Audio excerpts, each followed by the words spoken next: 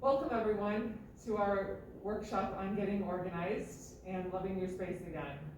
My name is Coupal. The library is a great place, and the books are all organized in the library. The kids' books are not mixed in with the music books and other materials. So it's a really organized space.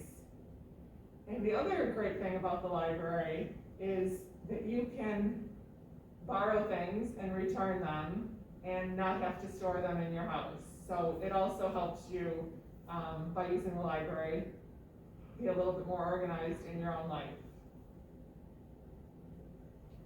That's my aim. So everything has a place at the library, and that's my aim as a professional organizer when I go into someone's house, is to find a space and a home for everything. The benefits to having a place for everything are that you're going to know where to find things, you're going to know where to put things back, and you're not going to be spending money that you don't have to buying duplicates. But before you can get organized, you do need to go through a process of figuring out what you need and what you don't need. And I always recommend to people not to go out and buy organizing products, baskets, bins, hangers, whatever, until they know exactly what they need. Not everything that someone has in their home belongs in their home. You may have accumulated things from relatives or blending of two households. You might have duplicates because of that.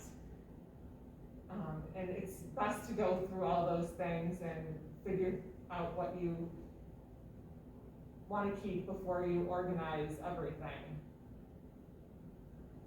So the process is, when I go into someone's house, pulling everything out of a closet or a cupboard, discussing with them what they want to keep, what they want to toss, pretty much just in the garbage or recycling, what they want to donate.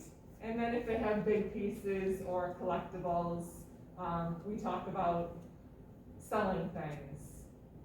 And there are a lot of options online for that, as well as donating. Some people want to just see things disappear out of their house right away, and that's where taking things to a thrift store works.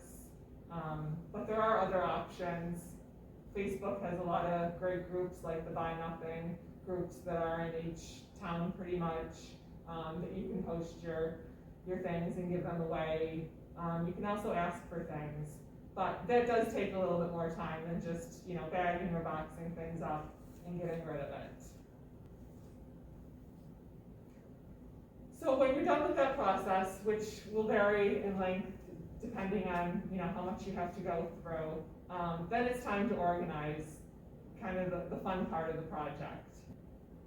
The next step is thinking about what's going to work for you, because everyone is different and everyone has different preferences on how they like things, and what works for me might not work for you, or what works for you might not work for your next door neighbor, for instance. So I want to find out what your style is, what look do you want, what your budget is, where you like to shop if you're gonna be buying some bins or other accessories, and what will work for you, what you can maintain.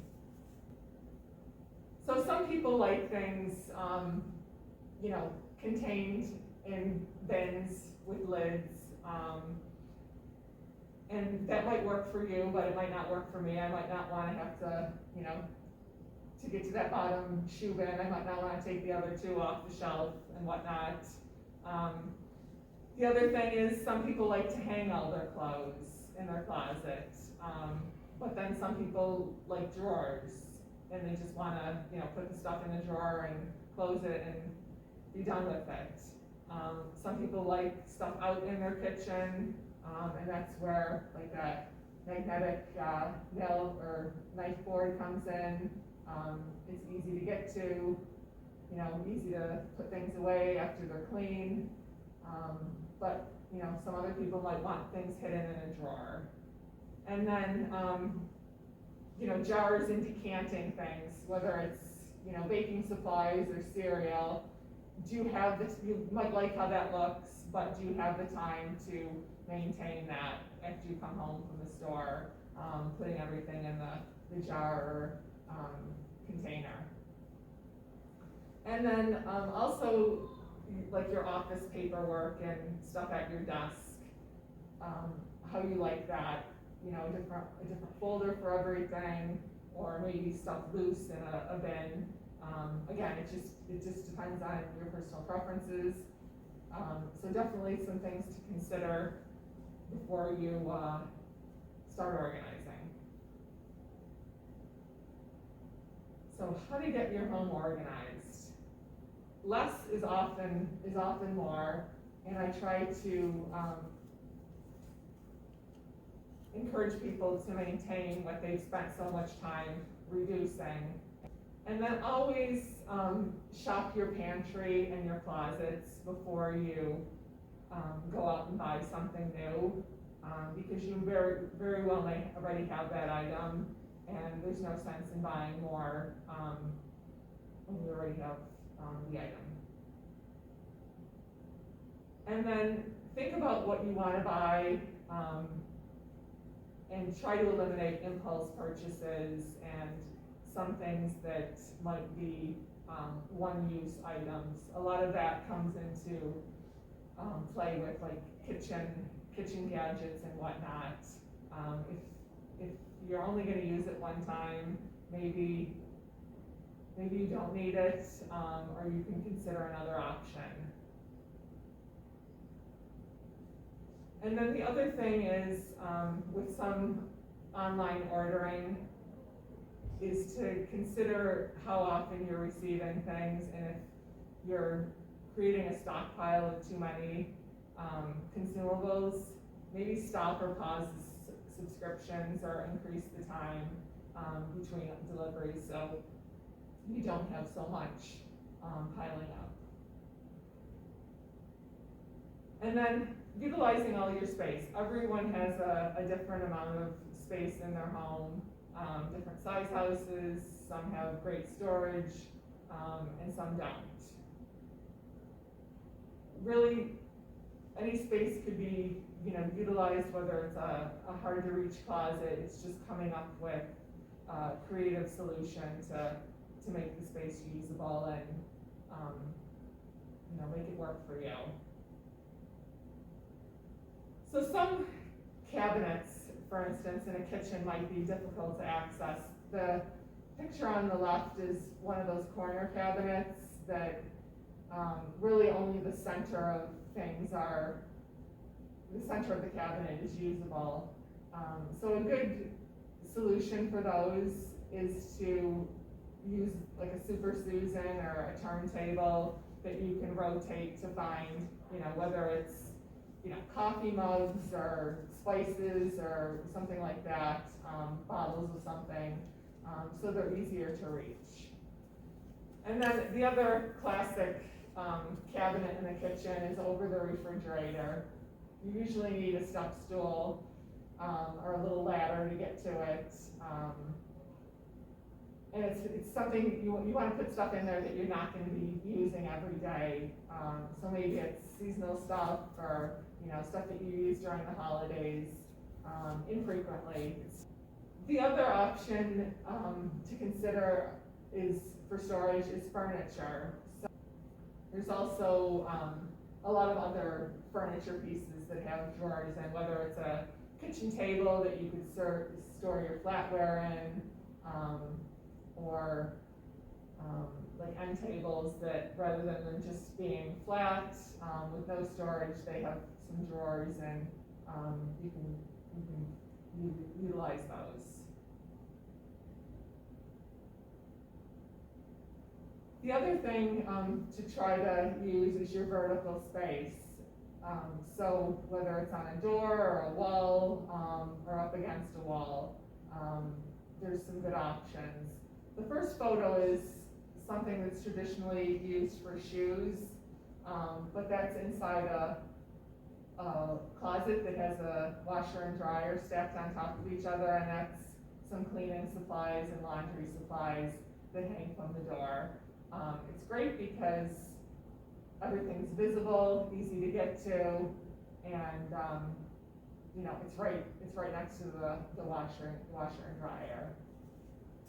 The other thing that's great to utilize is shoe racks, because rather than having, you know, a ton of boxes or even in like an entryway that you have, you know, a whole pile of shoes.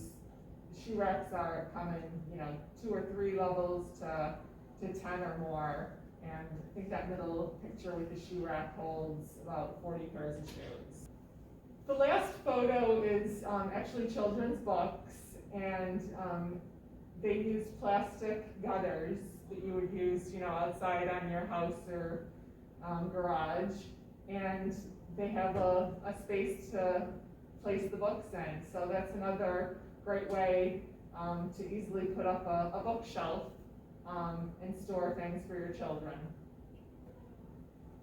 Another option that I like for using vertical space is Pegboard, and there's some other options like slat wall or you know, some DIY stuff with, you know, you could even hang tools using PVC pipe. Pinterest has a lot of other DIY options, but imagine, you know, all this computer stuff on the left. If you had to have it on a shelf and the cords get tangled, the power strips at the top over there, and everything's kind of zip tied together, and it's in a closet that you know, everything works and it's out of the way. The other classic, you know, pegboard option that you probably have seen is for tools. Makes it easy to find what you're looking for, put everything back, and, you know, not have to go through a toolbox. You can even use it in your kitchen for hanging, you know, pots, pans, some other things like a grater, or, you know, stuff that has a little hook. And Julia Child used to, I think that's in the Smithsonian Museum. She had a pegboard in her kitchen and had an outline where everything went, you know, traced onto there. So nothing new, but it's a great idea. So I want to remind everyone that getting organized will take time, and staying organized requires maintenance. So I also brought some of my favorite products that I wanted to show you. I had mentioned the corner cabinets in the kitchen that are hard to access. These turntables come in all different types of materials, even 2-tier. This is a wood one. This is a smaller one. They're great for, you know, under your kitchen sink, under your bathroom sink, in cabinets. So wood and plastic. There's a lot of options out there. The other thing is, these are just real simple dollar store bins, great for kitchen drawers, bathroom cabinets, desk drawers, pretty much anywhere. And again, things will be, you know, easy to find. You'll know exactly where to put things back. Nice, easy option. The other thing is, sometimes you have to think kind of out of the box and use what you have. This is traditionally, you know, for magazines or in an office setting, but in your kitchen, it can be good for other items like wax paper and aluminum foil. You could probably store 5 of these in here, and, you know, it could be along with your cereal boxes, for instance. They kind of are the same shape. So another option. And then this type of rack or hanger is usually used in a closet for like hanging scarves, whether they're winter scarves or, just every day. But it can also be used for something like, these reusable shopping bags, a duster. You can put, I have shower curtain rings here, and just attach them with shower curtain rings. Again, it's a really inexpensive option.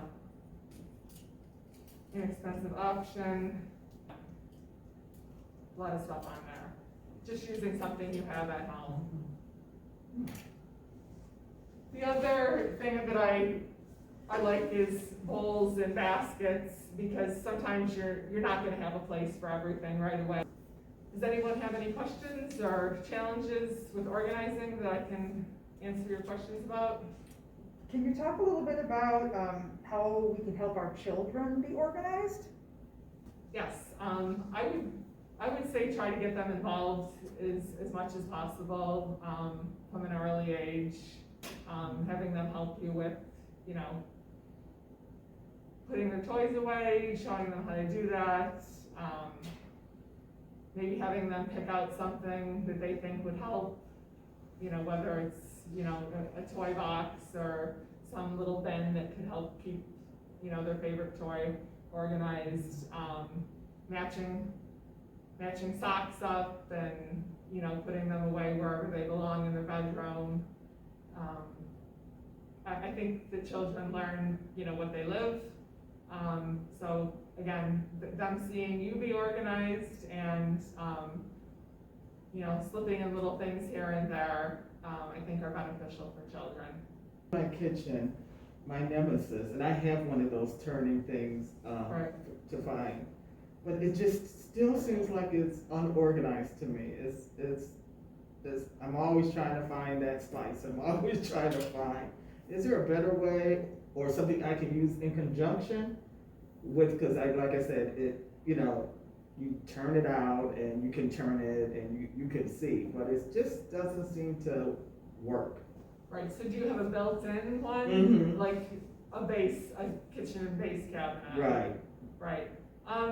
For that, if you have a lot of spices and, bottles of oils and vinegars and stuff like that, other baking supplies, cooking supplies, Mhm. maybe you need to, use some bins or other containers to group things. Like, so spices that you might use for baking versus cooking. Mm-hmm, mm-hmm. Group those together, Italian spices versus stuff you would use, for Mexican cooking or making tacos, something like that. Mm-hmm. Pull everything out and, Mm-hmm. Go through it and figure out if you're not using it. It's probably time to toss it or give it to someone that would want to use it. Any other questions? Well, Karen, thank you so much for coming today and sharing some of your organizing tips. And I think you've given us lots of great ideas, and I'm gonna go home and start getting organized. Me too. Well, thank you for organizing this, and I'm hoping everyone can, go home and start a project. Great, thank you. You're welcome.